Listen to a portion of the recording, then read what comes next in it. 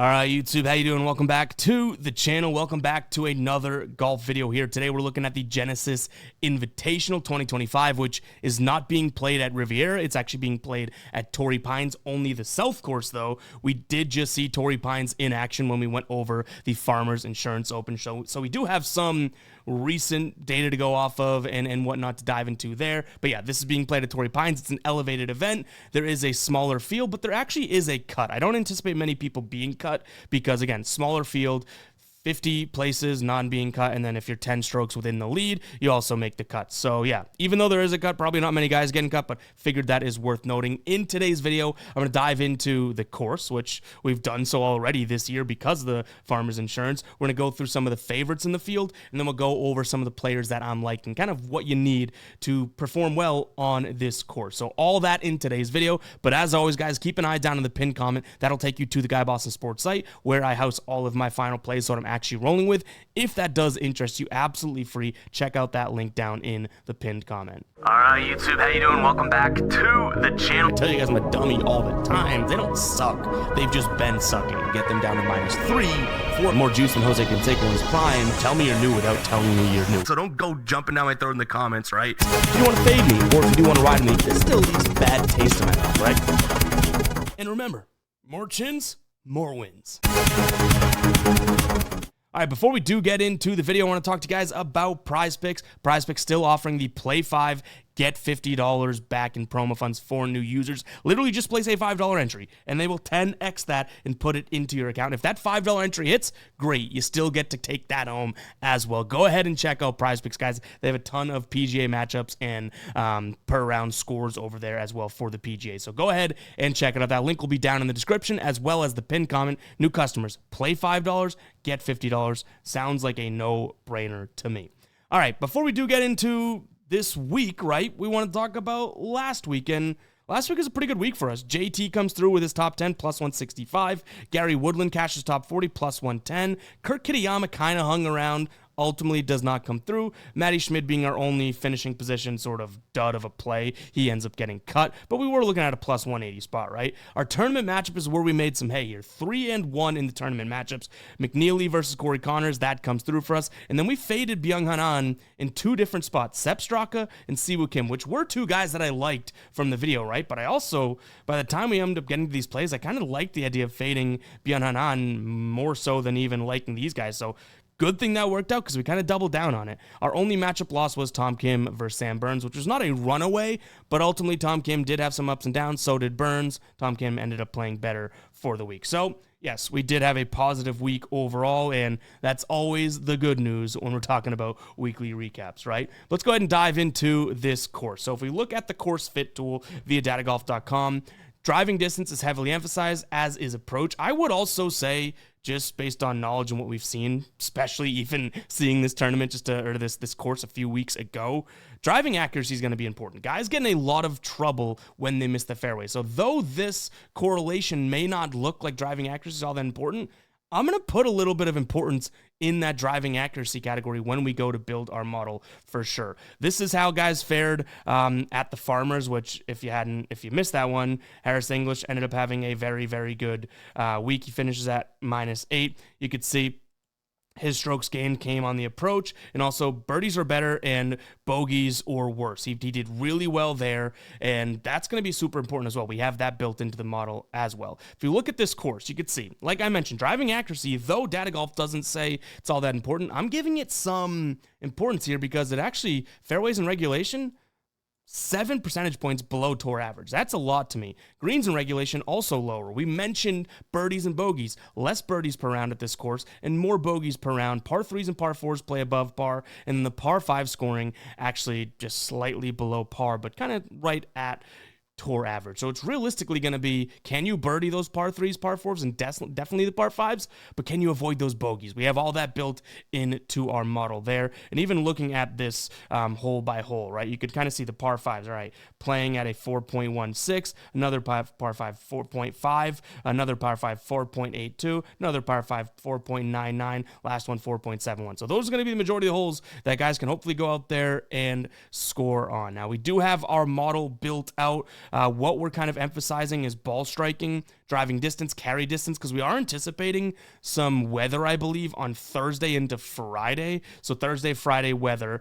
We're not going to get the rollout, so I kind of wanted to make sure at least we're anticipating some of this carry distance. Can you keep your ball in the air? Now, obviously, rain's going to impact that and whatnot, but felt like this is a good way to kind of get that involved a little bit. Driving accuracy, we still are weighing. Strokes gained off the tee, approach per green. This is one that we're doing very specifically. Approaches of 175 yards and further. If we look down here, you can see where the approach shot distribution comes from is a lot of 175, 176, to 225. So we have a ton of that built in here, right, in terms of our model overall, because we do want to at least segment that out. And then we have putting built in to specifically POA greens. And then, like I said, bogey avoidance and birdie or better percentage, all built into our model. If we take a peek at some of the favorites in the tournament, once this does load up, 5 guys that I want to get into individually. Scottie Scheffler, obviously being the number 1 here. You can never say that Scottie Scheffler is a bad look. All you can say is maybe he's not worth the money, and I don't think that I'm looking at Scottie necessarily this week. Everything we look at is going to be great. Even if we look at more of like the short term, right? Last 12 rounds, obviously that dates back to last year as well. He's going to have the ball speed, just about driving accurately enough. Birdie conversion, great. We need that. 3-putt percentage, great. Like, obviously he's going to be a good guy to look at here, but at the odds we're getting Scottie, never really something that I'm like over the moon about in a sense. Genesis in the past done pretty well at. I mean, tied 10, tied 12th, tied 7th. Obviously not the same course, but nonetheless still worth noting, right? In the second place here, and I think Rory's numbers are, plus 700, so plus 700 to win it outright. He's coming off of his most recent tournament, a win there. You could see ball speed, obviously great. So distance is not going to be a problem for Rory. Hopefully he can be accurate. He was very accurate in terms of that tournament at Pebble Beach, right? Off the tee, gained 6 strokes throughout those 4 rounds. Really, really good, and putted well as well. We do see some struggles on the approach, which is going to be massive here. Hitting greens in regulation over his last 24 rounds, slightly less than tour average. Making up for it to some degree in his birdie conversion, though. So Rory's not a terrible look, but again, I don't know if I'm necessarily in love with his odds. We get into 3 guys, the next 3 that we'll look at. Morikawa, and you can see I have them start here. Morikawa, Thomas, and Matsuyama is probably where I would go over those top 2 guys, both game fit perspective as well as, I guess, the odds we're looking at. I talk about needing accuracy. No one's really doing that in their last 24 rounds better than, obviously, Collin Morikawa here. Do I worry about the strokes gained on the approach? Sure, but overall, he's still hitting greens in regulation at a 5% higher clip than tour average. His 3-putting, not tremendous. He's going to 3-putt. He has 3-putted. But what I like is his birdie conversion, 7 points higher than tour average. So that is definitely something I like to see overall. Next, we have Justin Thomas. Like I mentioned, we cashed him earlier or last week. What I like about this, strokes gained on the approach and greens regulation, all check. Ball striking should be good. And check this out. This green mark right here with all of these strokes gained, those are from the longer ranges. So that's very good to see. He's going to convert his birdies, we know, and he's not 3-putting whatsoever over his last 24 rounds. We shrink it down to half that. We'll go last 12 rounds. You can see here, 3-putting, still not doing, converting the birdies. A lot of long range approach shots looking good, hitting the greens regulation. Justin Thomas, definitely someone that I would consider. I don't know if we're getting a little bit greedy because we did like him last week, but also someone that I would consider this week for sure. And then Hideki Matsuyama here, tied 32 at the Farmers. So not bad. Obviously, you're going to need a little bit better from him. Hasn't been the most accurate. If we want to say, the last 5 rounds or so, get it more so to, what is this? 1, 2, 3, 4, 5 this season. Not exactly all that accurate. Ball speed is up there. Is gaining strokes from these long irons in, but everything else kind of middle of the pack to me. So yeah, I'm not like against Hideki, but this isn't somewhere I would directly go. If you remember this tournament, we actually liked Sung Jae versus Hideki in a matchup because we were getting plus money, and Sung Jae finished, I believe,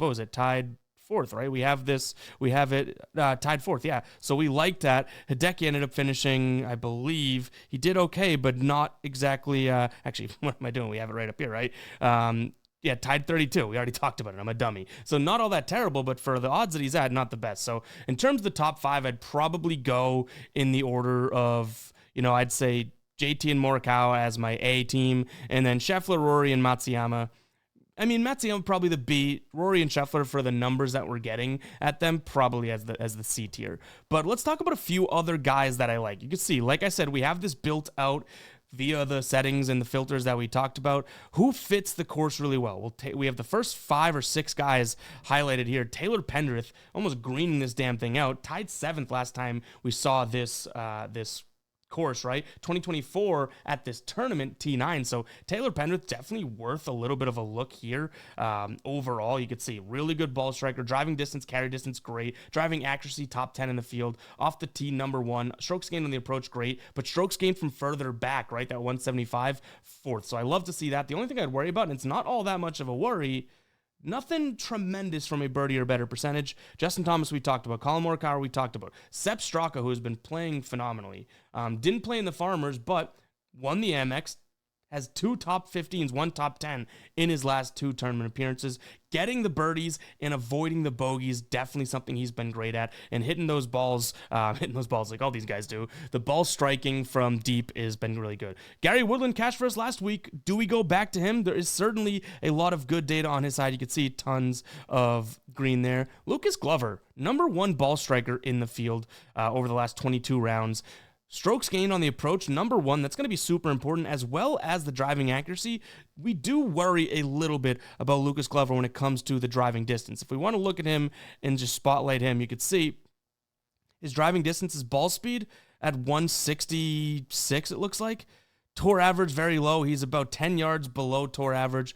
Back to sort of the course breakdown here. If you're 10 to 25 yards shorter than tour average, you're losing about 2.09 strokes gained per round. So I worry about that, but we can't lie that, the ball striking as well as the strokes gained on the approach and bogey avoidance as well is something to tip our nose at. So these top 6 guys I really am liking. If we look at some of the other guys I like, and there's a lot on here, obviously. So keep an eye on the pinned comment, take it to Guy Boston Sports Site to let you know what we're doing. But we do have a few other spots we like, and I did kind of weigh a lot of what we saw at the Farmers. You can see down here a lot of red, which we'll get into, but guys that performed fairly well, right? So we just talked about Lucas Glover. Sam Burns is another one that I'm not really minding. I think that this could be a good week for him. Kind of been waiting for him to absolutely cook, as the kids say, because so far this year he's been right-ish there, but nothing other than, I guess, the Century, right? Tied 8, sure, but 29, 22, like he's not exactly putting together great 4-round stretches. You could see he's losing it actually a lot in the 3rd round throughout the entire year so far. So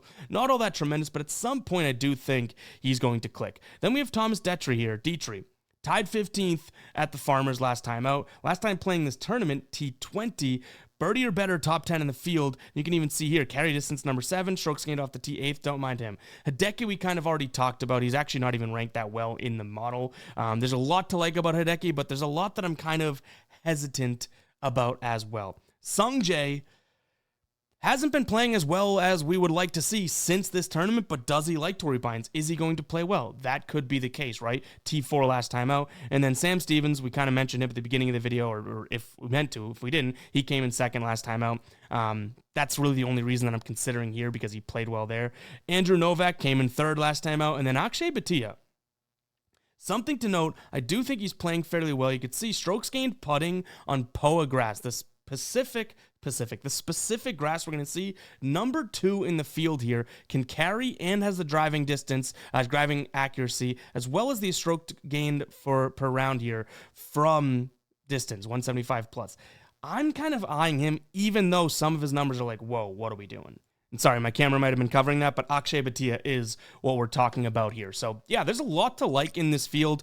Again, if I had to pick some spots, I'd say Justin Thomas and Morikawa are going to be finishing position looks for me. But some of these guys down here, whether it's Akshay or maybe even Dietrich or Burns, I could see them as some, matchup assassins. So yeah, keep an eye on the pinned comment to see what we do. You could screenshot this if you do want. We have 1, 2, 3, 4, 5, 6, 7, 8, 9, 10, 11, 12, 13 guys that we are quote unquote liking. We don't always roll with everything we like, but I kind of want to give the information of guys that I am looking at overall. Again, for no reason other than the fact that I don't like the prices here. We're fading Scotty, fading Rory. They obviously are very good players. I understand that. A couple of the other ones that I'm not really loving, Oberg, really want to see something out of him. I did consider Cantlay, but nothing really screamed good position for me. Tommy Fleetwood's up there in terms of ball striking, but everything else seemed somewhat mediocre, and his birdies are better. Conversion percentage wasn't all that tremendous. So a few other guys that obviously are worth considering, I just didn't kind of meet that benchmark in my brain,